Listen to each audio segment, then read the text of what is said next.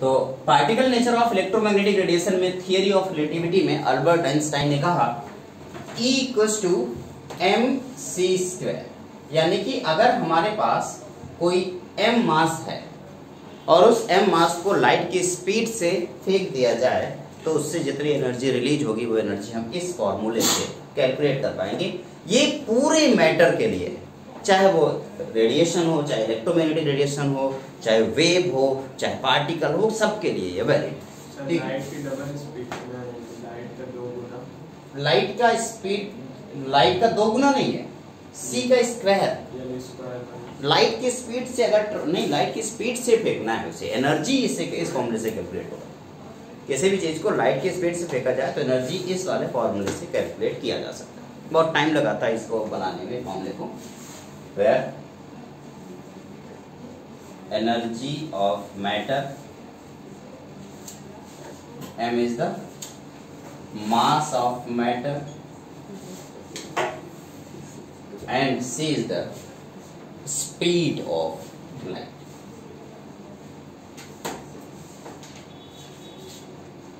ठीक, तो particle nature of electromagnetic radiation, theory of relativity में ये कहा गया है E = mc², यानी कि अगर किसी भी पार्टिकल को या किसी भी चीज को लाइट की स्पीड से ट्रेवल कराया जाएगा तो उसकी एनर्जी में कितने का चेंज होगा हम इस फॉर्मूले से पता कर सकते हैं। सिंपल नॉर्मल है, चेंज इन एनर्जी एक्चुअली होता है ΔE Δmc²। एक्चुअल में देखा जाए तो ये ऐसे होता है, लेकिन बाद में इसके बारे में डिस्कशन करेंगे। यानी कि change in energy = change in mass multiplied by c²। किसी के मास में कितने का चेंजमेंट हो रहा है उसकी वजह से किसी का एनर्जी कितना चेंज होगा, हम इस फॉर्मूले से इसे कैलकुलेट कर सकते हैं। कोई दिक्कत नहीं है। ओके, तो अल्बर्ट आइंस्टाइन ने एक और काम किया था। इन्होंने सिर्फ थियरी ऑफ रिलेटिविटी नहीं दिया था, उन्होंने प्लैंक की उस क्वांटम थियरी का यूज करके एक फोटो इलेक्ट्रिक इफेक्ट दिया था। आइए समझते हैं कि फोटो इलेक्ट्रिक इफेक्ट क्या होता है।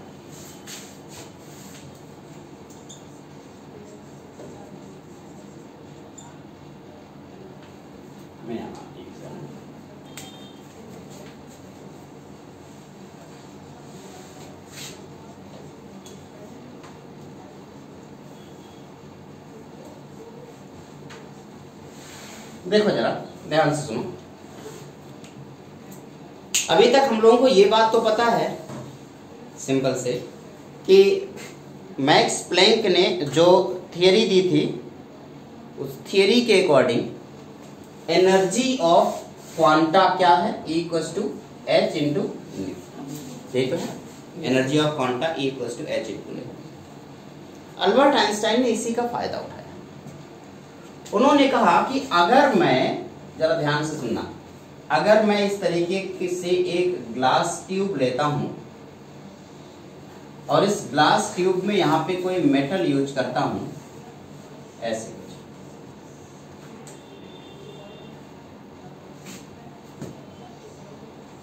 ऐसे मैं यहां पे एक मेटल यूज करता हूं और इस मेटल पर हम इलेक्ट्रिक जो भी इलेक्ट्रोमैग्नेटिक रेडिएशन है उस रेडिएशन को इसके ऊपर डाल रहे हैं।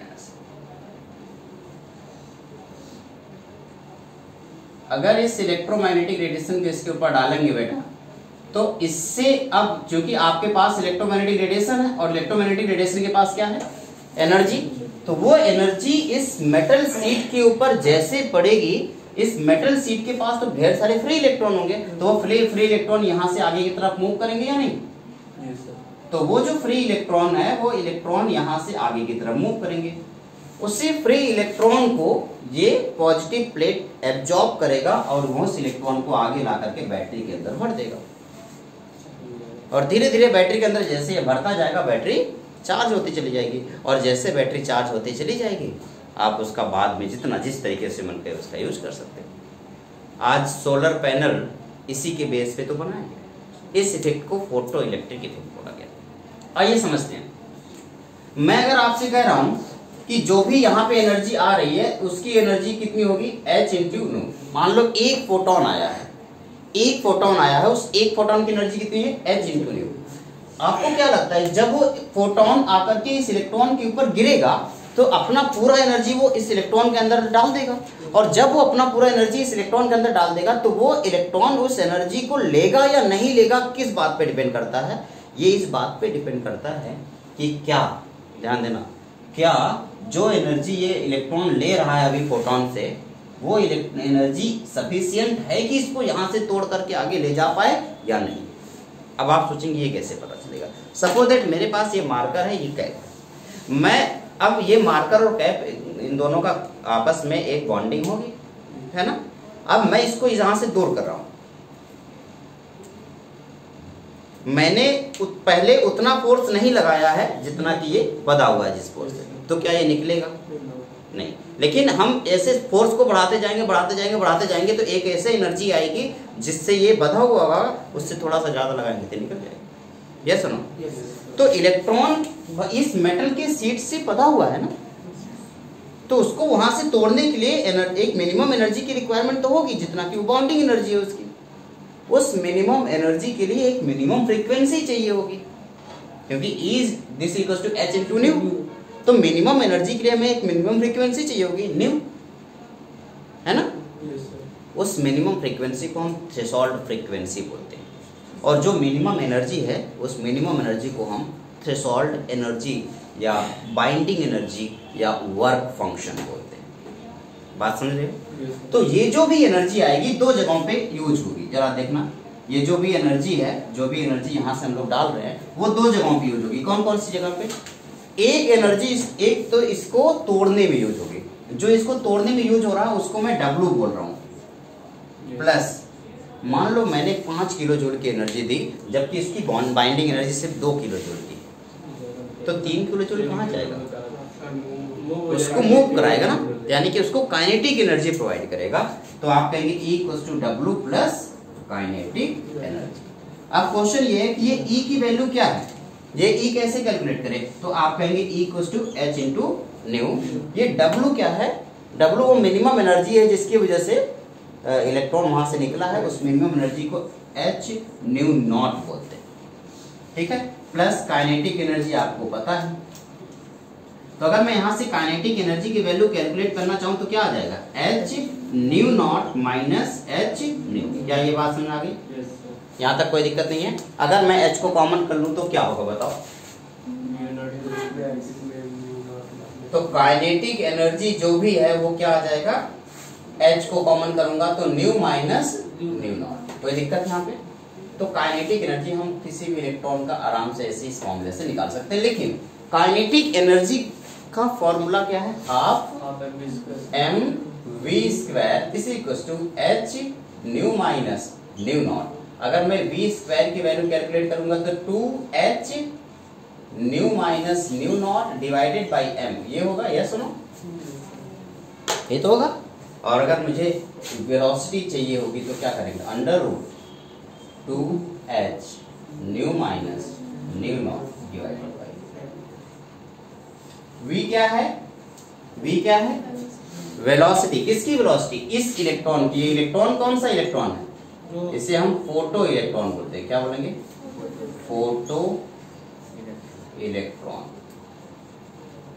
और इसको, इस इफेक्ट को देने वाले साइंटिस्ट का नाम है अल्बर्ट आइंस्टाइन। अब जो जो चीजें यहाँ पे यूज हो रही है उन सारी बातों को मैं यूज करूंगा। लिख लेता हूँ E this equals to H nu. ये क्या है? Energy of one photon. अब क्वेश्चन है कि अभी तो आप क्वांटा बोल रहे थे, फोटोन कहां से आ गया? अल्बर्ट आइंस्टाइन ने एक क्वांटा को एक नया नाम दिया था फोटोन। तो हो गया E equals to H nu. H nu क्या हो गया? Energy of one photon. Okay, अब W क्या है? H nu naught. इसे हम बोलेंगे वर्क फंक्शन। क्या बोलेंगे? Work function. न्यू क्या है? Frequency. Frequency of electromagnetic radiation.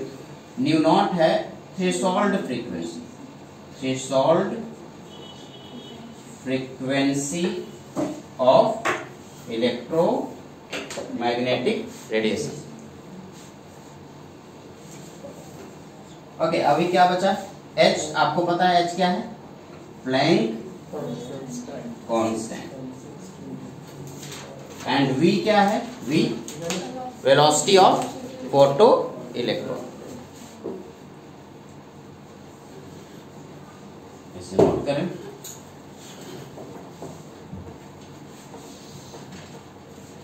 इसके बाद आगे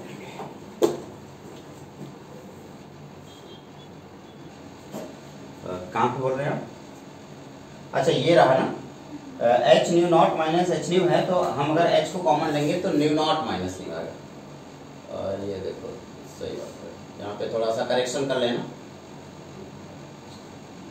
H nu naught minus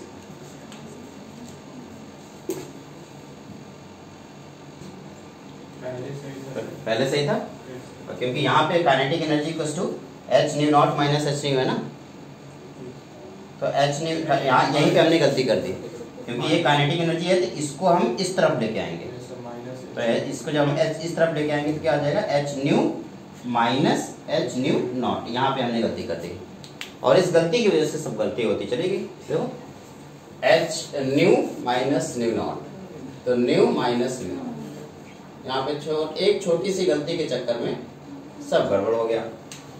H nu equals to H nu naught minus kinetic energy है, तो काइनेटिक एनर्जी की वैल्यू कैलकुलेट करेंगे तो इसको इस तरफ लेके आएंगे, तो क्या हो जाएगा, h nu minus H nu naught, और एच कॉमन करेंगे तो न्यू माइनस न्यू नॉट आ जाएगा, और mv square equals to H nu minus nu naught, ये पूरा वैल्यू सही हो जाएगा। ठीक है, अब मैं इस तरफ इरेज कर रहा हूँ, और ये कुछ वर्ड है जैसे कि थ्रेशोल्ड फ्रीक्वेंसी क्या होता है, ठीक है, थ्रेशोल्ड फ्रीक्वेंसी क्या होता है उसके बारे में जान लेते हैं, वर्क फंक्शन क्या होता है उसके बारे में जान लेते हैं। तो अगली हेडिंग होगी आपकी वर्क फंक्शन।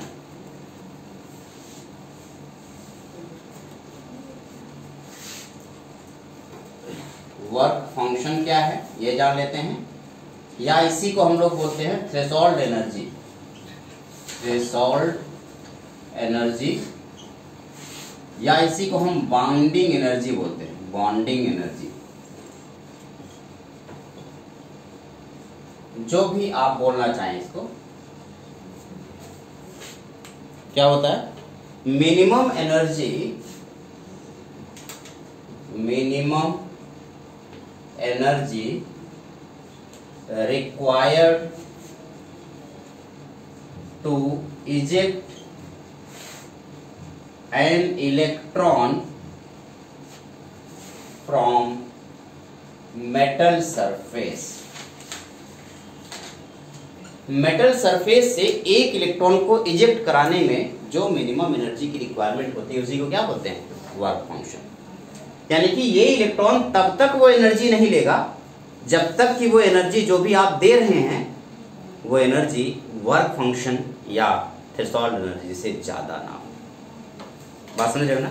अब क्वेश्चन ये है कि अगर मान लो इस इलेक्ट्रॉन को निकालना है तो हमें जो भी एनर्जी देनी होगी वो एनर्जी हमेशा थ्रेशोल्ड एनर्जी से ज्यादा होना चाहिए, क्योंकि अगर उससे कम एनर्जी देंगे तो कोई फायदा होगा क्या, नहीं। क्यों नहीं होगा, क्योंकि ये इलेक्ट्रॉन उस एनर्जी को लेगा ही नहीं, ये बस बॉडी हीट होगी, वो अलग बात नहीं कि इलेक्ट्रॉन इसके अंदर से निकल नहीं पाएगा। समझ रहे हो ना। इलेक्ट्रॉन निकलने के लिए मिनिमम एक एनर्जी की रिक्वायरमेंट होती है, और उसी मिनिमम एनर्जी को हम क्या बोल रहे हैं, वर्क फंक्शन या थ्रेशोल्ड एनर्जी बोल रहे हो। अब थ्रेशोल्ड एनर्जी के लिए आपको, आप इसका फॉर्मूला है W equals to H nu naught. अब आपने कहा कि थ्रेशोल्ड एनर्जी के लिए हमें थ्रेशोल्ड फ्रीक्वेंसी की रिक्वायरमेंट होगी, यस और नो। तो हम देखते हैं थ्रेशोल्ड फ्रीक्वेंसी क्या होता है।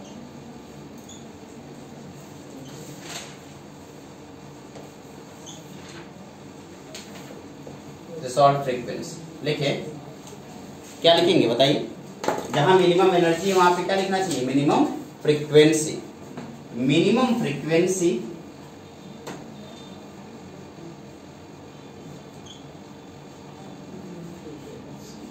required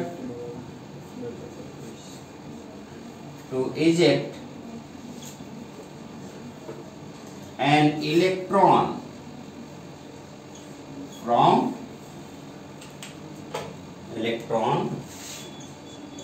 from metal surface। किसी भी मेटल सरफेस से एक इलेक्ट्रॉन को निकालने के लिए हमें जो मिनिमम फ्रीक्वेंसी की जरूरत पड़ती है उसी को हम क्या बोल रहे हैं बेटा, थ्रेशोल्ड फ्रीक्वेंसी बोल रहे हैं। कोई दिक्कत है किसी को, ओके गुड। मैं आपसे फिर से यहीं पे पूछना चाहूंगा, ध्यान से सुनना। अगर मैं आपसे कहूं, पहले आप नोट कर लिए, पहले ध्यान से सुन लीजिए, उसके बाद नोट करते रहना। अभी सुन लो पहले। मैं अगर आपसे कहता कि मैं एक बड़ा फोटोन इसके ऊपर डालना चाह रहा हूं, बड़ा फोटोन का मतलब एक ऐसा फोटोन जिसकी एनर्जी बहुत ज्यादा है। एनर्जी ज्यादा होने का मतलब कि क्या ज्यादा है, न्यू की वैल्यू ज्यादा है। अगर मैं कोई न्यू, हाई न्यू वाली कोई इलेक्ट्रोमैग्नेटिक रेडिएशन इसके ऊपर डाल रहा हूं, तो जितना ज्यादा न्यू की वैल्यू ज्यादा होगा, क्या एनर्जी फोटोन की उतनी ज्यादा होगी, और फोटोन की एनर्जी ज्यादा होगी तो क्या नंबर ऑफ इलेक्ट्रॉन ज्यादा निकलेंगे या इलेक्ट्रॉन की वेलोसिटी ज्यादा। सोच के बताओ, देखो ध्यान से सुनना। एक फोटोन, एक इलेक्ट्रॉन का काम है एक फोटोन को लेकर के बाहर निकलना, ठीक है। अब एक इलेक्ट्रॉन ने एक फोटोन की एनर्जी पूरी ले ली और उससे बाहर भाग गया। अगर मान लो फोटोन की एनर्जी बहुत ज्यादा है, तो इलेक्ट्रॉन उस एनर्जी को लेकर के क्या बड़ी तेजी से भागेगा या किसी और में डिवाइड कर देगा, भाई तुम थोड़ा सा ले लो, ऐसा तो नहीं करेगा, है ना। तो स्पीड उसकी ज्यादा हो जाएगी। तो अगर आपने इलेक्ट्रोमैग्नेटिक रेडिएशन की फ्रीक्वेंसी बढ़ा दी, तो क्या जो भी इजेक्टेड इलेक्ट्रॉन यानी कि फोटो इलेक्ट्रॉन है उसकी स्पीड बढ़ जाएगी या नहीं? सामने नजर आ रहा है।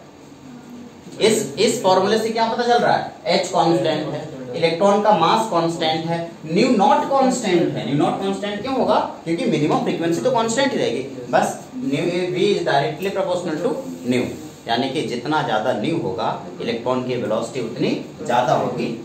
अब नोट पॉइंट यहाँ पे लिखेंगे, पहला नोट पॉइंट लिखेंगे, according to the formula V equals to 2h nu minus nu naught divided by m। आप कहेंगे velocity v is directly proportional to. इसका मतलब अगर किसी भी इलेक्ट्रोमैग्नेटिक रेडिएशन की फ्रीक्वेंसी बढ़ा दिया जाए तो फोटो इलेक्ट्रॉन की वेलोसिटी बढ़ जाएगी, और वेलोसिटी बढ़ जाएगी तो क्या उसकी काइनेटिक एनर्जी बढ़ जाएगी, हाफ mv स्क्वायर, यस और नो, वेरी गुड। लेकिन अगर मैं कहूं कि किसी भी लाइट की इंटेंसिटी बढ़ा दी जाए, ध्यान से सुनना, मैं कह रहा हूं कि किसी भी लाइट की इंटेंसिटी बढ़ा दी जाए, अब बताओ क्या होगा। अगर किसी भी लाइट की इंटेंसिटी बढ़ा देंगे तो इंटेंसिटी का मतलब क्या होता है, सुनो। इंटेंसिटी का मतलब है फोटोन का साइज वही रहेगा, बस ज्यादा फोटोन एक मिनट में गिर रहे हैं, उसे इंटेंसिटी बोलते हैं लाइट की। किसी भी लाइट की इंटेंसिटी ज्यादा होने का मतलब, ज्यादा चमकीला होने का मतलब क्या हुआ कि ज्यादा फोटोन निकल रहे हैं, तो जितना ज्यादा फोटोन निकलेगा उतनी ज्यादा वो लाइट की इंटेंसिटी होगी। अब एक फोटोन से एक इलेक्ट्रॉन निकल रहा है तो 10 फोटोन से 10 इलेक्ट्रॉन निकलेंगे, तो जितना ज्यादा फोटोन निकलेगा उतने ज्यादा इलेक्ट्रॉन निकलेंगे। लेकिन क्या उसकी स्पीड बढ़ेगी? नहीं, स्पीड इस बार कांस्टेंट रहेगी, क्योंकि एक फोटोन से जो स्पीड निकलेगी दूसरे वाला भी एनर्जी वही है, उससे भी उतनी ही स्पीड में इलेक्ट्रॉन निकल रहा होगा। तो अगर मैं कहूँ इंटेंसिटी बढ़ाने पर नंबर ऑफ फोटो इलेक्ट्रॉन बढ़ेंगे या कम होंगे, तो बढ़ेंगे, लेकिन फ्रीक्वेंसी बढ़ाने पर नंबर ऑफ फोटो इलेक्ट्रॉन उतने ही रहेंगे, बस स्पीड इलेक्ट्रॉन की बढ़ जाएगी। बात समझ रहे हो ना? तो आप नोट करके 2 पॉइंट लिखेंगे यहाँ।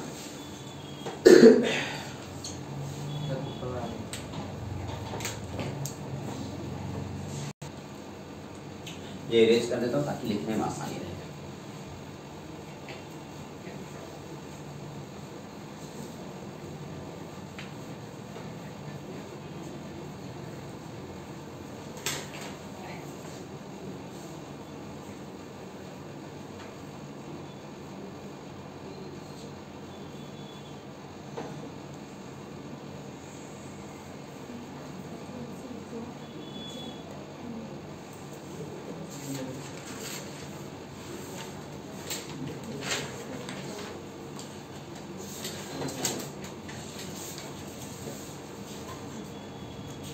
नोट कर लिया? नोट कर लो बेटा जल्दी।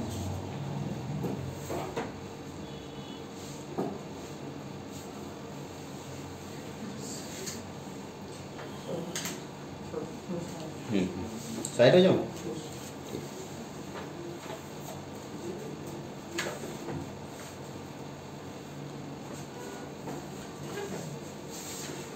नोट करें, पहला नोट पॉइंट है, on increasing, first note point, on increasing a frequency of electromagnetic radiation, speed of photoelectron increases. Speed of photoelectron increases. Next note point.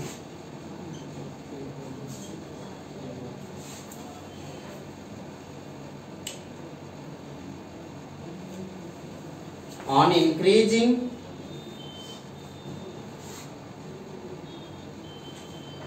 brightness of light, on increasing brightness of light or intensity of light, brightness of light or intensity, number of photo electron increase. अगर आपको number of photo electron increase करना है तो आपको number intensity increase करनी होगी light की या ब्राइटनेस इंक्रीज करनी होगी। लेकिन अगर आपने उसकी फ्रीक्वेंसी इंक्रीज कर दी तो नंबर ऑफ इलेक्ट्रॉन तो सेम रहेगा, बस क्या अंतर आ जाएगा, उसकी वेलोसिटी बड़ी तेजी से बढ़ जाएगी। एक लास्ट क्वेश्चन होगा आज के लेक्चर का, उसके बाद आज का लेक्चर खत्म हो जाएगा।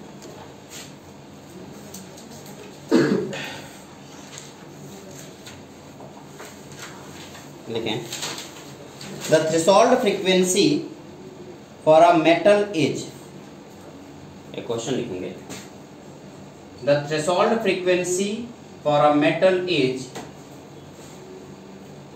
7 into 10 to the power 14 per second, 7.0 into 10 to the power 14 per second. Calculate the kinetic energy of electron when the frequency of radiation is 1.0 into 10 to the power. Calculate, फिर से बोल रहा हूँ, the threshold frequency for a metal is 7 into 10 to the power 14 per second. Calculate the kinetic energy of the electron. Calculate kinetic energy of the electron emitted when the frequency of EM wave is 1.0 into 10 to the power 15 per second hits the metal. Metal को hit कर रहा है, वो frequency जब metal को hit करेगा तो क्या होगा बताइए। When a frequency of electromagnetic radiation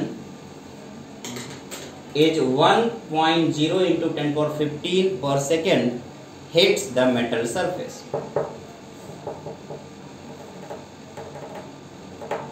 बताओ बेटा, काइनेटिक एनर्जी का फॉर्मूला क्या है, half m v square equals to, बताओ यहाँ पे सामने लिखा हुआ था, क्या लिखा हुआ, नहीं लिखा हुआ, एच न्यू माइनस, या यही था,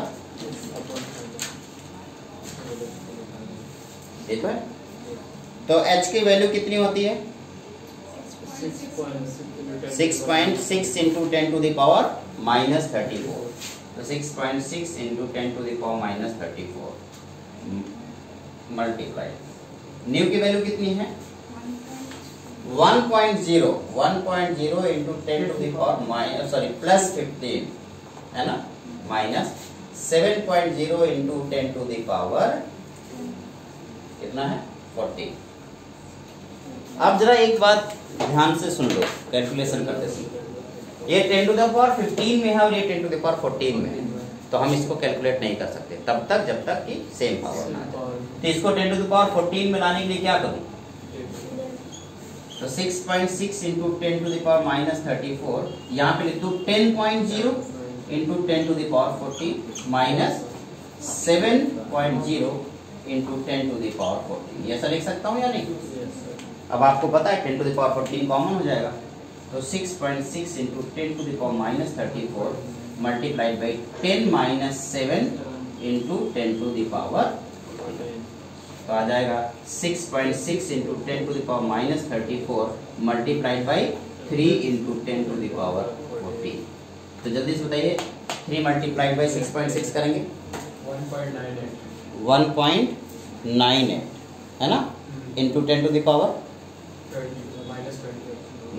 इंटू 10 टू द पावर, इसको मल्टीप्लाई किया 1.98 आया। एक्चुअली इनको मल्टीप्लाई बाद 19.8 आया है ना, 19.8 multiply by 10 to power minus 34 plus 14 कितना आ गया 20, हाँ 19.8 आ रहा ना, तो 19.8 multiply by 10 to power minus 34 और प्लस 14 कितना हो गया माइनस 20 माइनस 20। ओके, हम पॉइंट को थोड़ा सा खिसका लेते हैं, आ जाएगा 1.98 into 10 to the power minus, तो हमें काइनेटिक एनर्जी पता चल गई ना, 1.98 इंटू 10 पावर माइनस जूल। कोई दिक्कत है किसी को? तो आज का लेक्चर यहीं पे हम खत्म करेंगे, आप लोग घर पे जाना, प्रैक्टिस करना और फिर आगे बढ़ना। Okay, bye bye.